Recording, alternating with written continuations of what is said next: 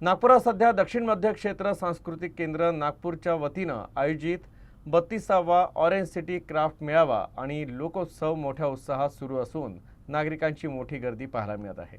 हा भव्य सोहळा 27 मार्च पासून सुरू होऊन 5 एप्रिल 2026 पर्यंत चालणार आहे। यामध्ये देशभरातील कला, संस्कृती आणि परंपरांची झलक पाहायला मिळत आहे। या मेळाव्यात हस्तकला प्रदर्शनासोबतच विविध राज्यातील पारंपरिक खाद्यपदार्थ नागरिकांना आकर्षित करत आहे। दुपारी 2 वाजल्यापासून ते रात्री 9:30 वाजेपर्यंत सुरू असलेले हे आयोजन सर्व वयोगटातील नागरिकांसाठी खास ठरत आहे। दररोज संध्याकाळी 6:30 वाजल्यापासून आयोजित करण्यात येणारे सांस्कृतिक कार्यक्रम प्रेक्षकांची मनं जिंकत आहे।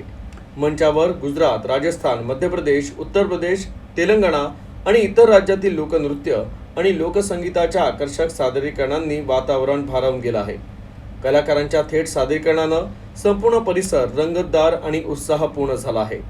नागपूरकरांसाठी हे आयोजन केवळ मनोरंजनाचं साधन नसून भारतीय संस्कृतीला जवळून जाणून घेण्याची आणि समजून घेण्याची एक उत्तम संधी ठरत आहे।